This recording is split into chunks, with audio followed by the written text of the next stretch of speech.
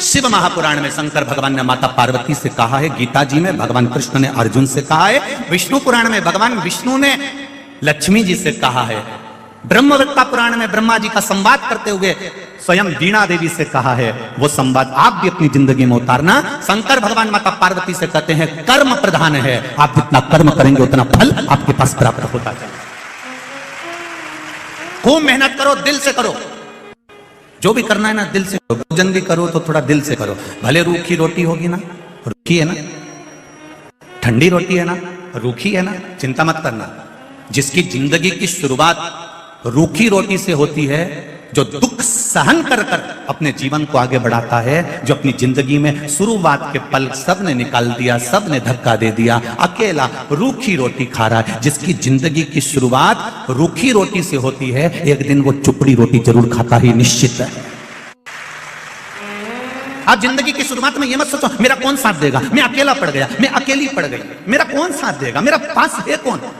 उनके इतने पहचान वाले, उनके इतने रिश्तेदार, उनके इतने हैं, उनके इतने पहचान वाले, उनके साथ में इतने लोग हैं। अरे भाई ये छोड़ दो कि हमारा साथ कौन देगा। साथ देगा तुमने जो शंकर जी के मंदिर में एक लोटा जल चढ़ाया है, जो तुमने शिव भगवान पर एक बेलपत्र चढ़ाई है, जो तुम दिल रखकर शिव महापुराण की कथा में पहुंचे हो, तुम जो दिल से शिव पुराण सुनने वालों का सेवा कर रहे हो, भाव से आनंद से जो तुम गुणगान कर रहे हो, जो राम नाम, कृष्ण नाम, शिव नाम, पंचाक्षर मंत्र, षडाक्षर मंत्र, द्वादशाक्षर मंत्र, महामृत्युंजय मंत्र या श्री शिवाय नमस्तुभ्यम जप रहे हो, वो तुम्हें तुम्हारा साथ देने के लिए तत्पर रहेगा। जिस समय पर द्रौपदी का चीर खींच रहा था, गुरु द्रोणाचार्य भी बैठे थे, भीष्म पितामह भी बैठे थे, उनके पति भी बैठे थे, धृतराष्ट्र गांधारी भी बैठे थे। ऐसा कौन था जो नहीं बैठा था? सब उस सभा में बैठे हुए थे। और रोई द्रौपदी, सबके सामने जाकर रोई। गुरु द्रोणाचार्य से बोला मैंने आपसे गुरु मंत्र लिया है, तुम मेरे गुरु हो, तुमने मुझे गुरु दीक्षा दी है, मेरा चीर खींच रहा है, ये मेरी साड़ी खींची जा रही है, तुम कुछ नहीं बोलोगे? साड़ी देख कर भी गुरु भी कुछ नहीं बोले और पांडव भी कुछ। इतना बड़ा वीर बैठा हुआ था भीम, इतना बड़ा बड़ा योद्धा बैठा हुआ था उस सभा में। भीम जैसे योद्धा भी बैठे हैं, अर्जुन जैसा धनुष चलाने वाला भी बैठा है, तीर चलाने वाला भी बैठा है। विद्वानों में विद्वान धर्मराज युधिष्ठिर तक बैठे हुए थे, नकुल सहदेव तक बैठे हुए थे। सब साड़ी देखते रहे पर कोई बचाने नहीं आया। अंत समय में फिर मेरे भगवान को आना पड़ा। उसी तरह जैसे भीम, अर्जुन, नकुल, सहदेव, युधिष्ठिर, भीष्म पितामह और धृतराष्ट्र, गांधारी, गुरु द्रोणाचार्य जितने थे ना, सब साड़ी देख रहे थे पर बचाने कोई नहीं आया। उसी तरह अंत अवस्था में पलंग पर पड़े रहोगे, सब नाड़ी देखते रहेंगे पर बचाने कोई नहीं आएगा। साड़ी देखने वाले भी बचाने नहीं आए और नाड़ी देखने वाले भी बचाने नहीं आए। अंत समय में केवल मेरा देव अधिदेव मां आएगा। अंत समय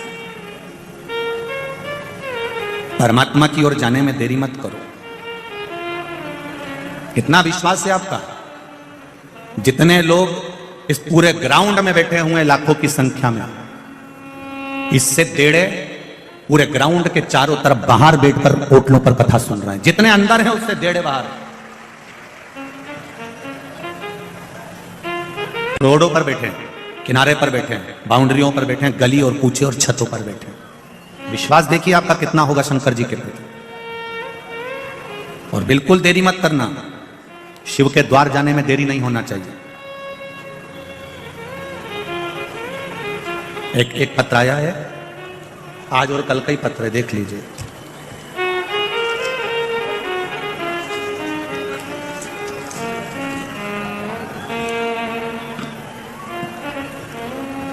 सरिता ओम प्रकाश जायसवाल, खजराना मंदिर के नजदीक इंदौर। मेरा मोबाइल नंबर ये लिखा हुआ है। कहीं बैठी हैं सरिता जी? ओम प्रकाश जायसवाल, सरिता ओम प्रकाश जायसवाल कहीं बैठी हो तो हाथ हिलाइएगा। दिख गई क्या? दोनों हाथ इस तरह से हिला दो, अगर कहीं बैठी हो तो दिख जाएंगे। हाँ दिख गए हो, दिख गए। श्री शिवाय नमस्ते। सरिता जी आपने लिखा है, बखान क्या करूं मैं बाबा, कल मैं कथा सुनने आई थी। कल मैं कथा सुनने आई थी और मैं जिस चीज का बरसों से इंतजार कर रही थी वो मेरे साथ में कल हुई। गुरुजी, मेरी बाबा की कृपा से 4 साल पहले जो इंटरव्यू दिया था उसका रिजल्ट कभी नहीं आना था, पर बाबा की कृपा से मेरी रेलवे की नौकरी का रिजल्ट कल कथा सुनने पर यहां से जाते समय आ गया। यह पत्र है सरिता जी, ओम प्रकाश जायसवाल, खजराना, इंदौर।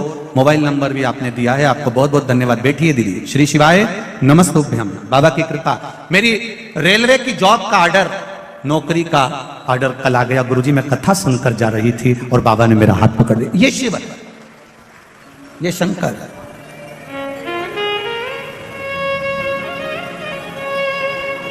आपसे एक बात हमने पहले कथा में कही है, आप लोगों को स्मरण में है कि नहीं है?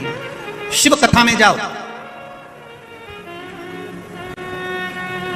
तुम्हारे गले की चेन, मंगलसूत्र, अंगूठी, ब्रेसलेट, पर्स, मोबाइल सब घर पर रखकर आओ। यहां जब आओ तो केवल शिव जी पर विश्वास लेकर आओ, उसके सिवा कुछ मत लाओ। केवल विश्वास लेकर आओ, केवल भरोसा, केवल दृढ़ता, उसके सिवा कुछ नहीं। और जब विश्वास पूर्ण होगा तब कुछ फल की प्राप्ति जरूर। जो पाली छूकर आ गया और किसी की पकड़ में नहीं आया तो समझ लो कि वो जीत गया। ये निश्चित है, निश्चित है। आपसे भी निवेदन है, मान लो कोई कहे कि बहुत भीड़ है, साफ कथा में पांव रखने की जगह नहीं है, तो भी पाली तो छू के चले जाना।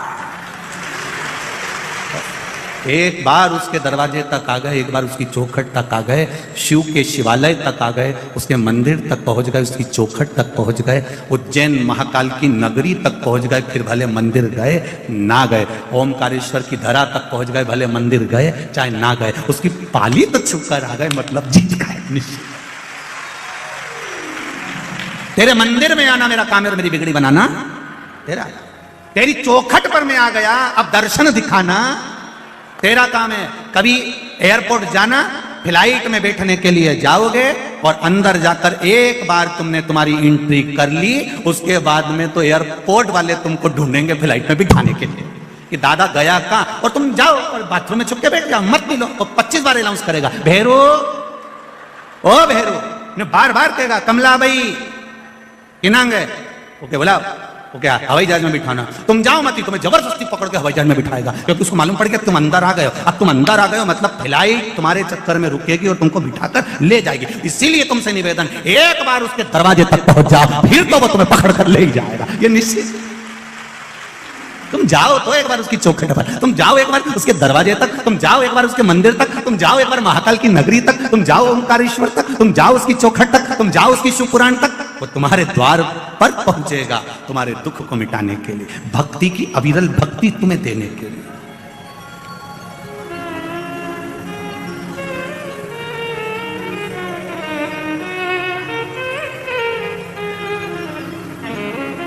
ये जो नजारा है आपका भक्ति का, ये पूर्व में कभी देखा नहीं।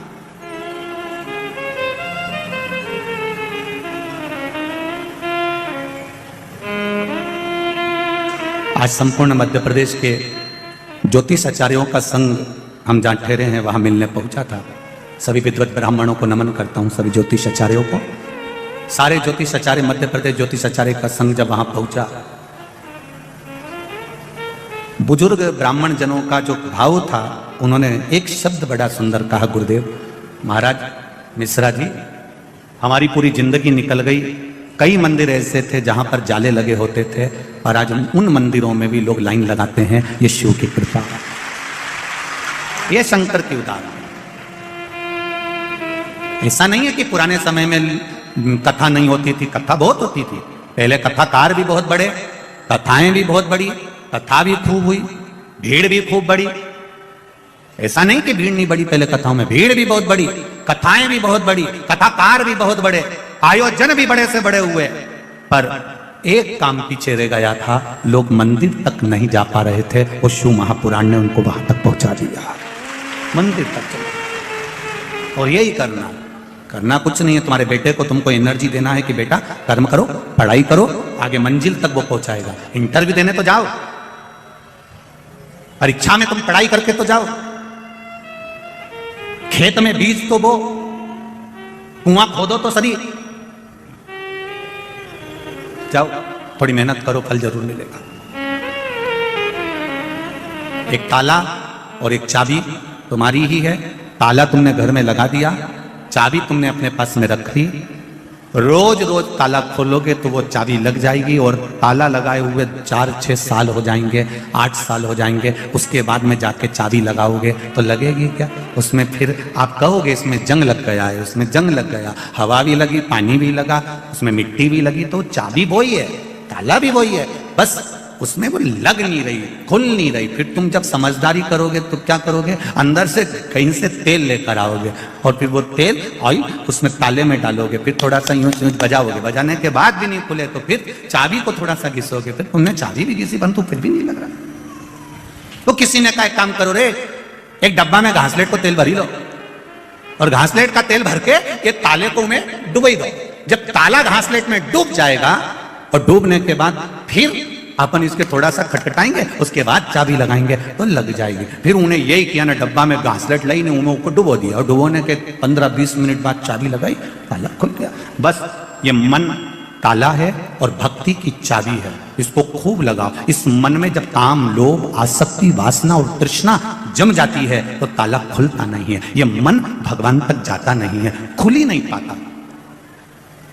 इसको बचपन में भी परमात्मा के पास ले जाओ, इसको जवानी में भी परमात्मा के पास ले जाओ, इसको अधेड़ी में भी परमात्मा के पास ले जाओ, इसको बुढ़ापे में भी भगवान के पास ले जाओ। कोई ये सोचे कि अभी कोई हमारी उम्र है, आराम से जाएंगे भगवान के पास। अभी कोई हमारी उम्र है, बचपन में भगवान का भजन कोई करता है, जवानी में कोई भगवान का भजन करता है, अधेड़ी में कोई भगवान का भजन करता है, तो समझ लेना ताले में जंग लग गई, फिर ये चाबी से नहीं खुलने वाली। फिर क्या करना पड़ेगा? तो क्या ये ताला नहीं खुले, ये मन, अगर ये चाबी, भक्ति की चाबी से ये मन नहीं खुल रहा है, ये मन परमात्मा तक नहीं जा रहा है, तो फिर शिव महापुराण में ले जाके इसको डुबकी लगवा दो, फिर ये मन पूरा की पूरा खुल जाएगा, ये निश्चित। इसको खोलना पड़ेगा।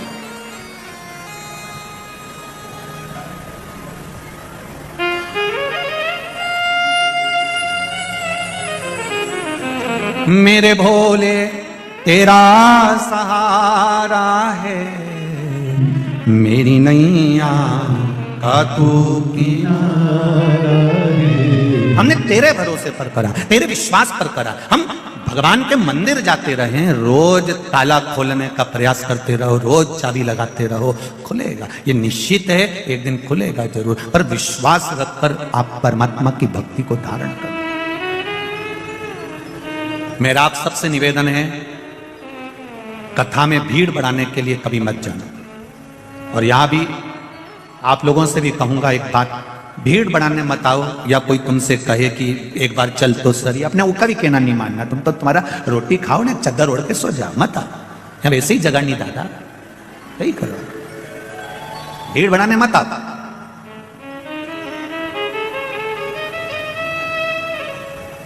यहां भीड़ बढ़ाने की जरूरत नहीं है। या तो देव अधिदेव महादेव के पास आओ तो अपनी पीड़ा सुनाने आओ कि मेरे जीवन में ये दुख है बाबा, और मेरा विश्वास कहता है सारे दुखड़े तू हर गया डमरू वाले, तो मेरे दुख को देख कर क्यों डर गया डमरू वाले, तू मेरे दुख काटेगा, ये निश्चित है। उसके पास में आओ तो दिल से आओ। शिव मंदिर में जाना तो दिल से जाना, शंकर भगवान की चौखट पर जाना तो दिल से जाना।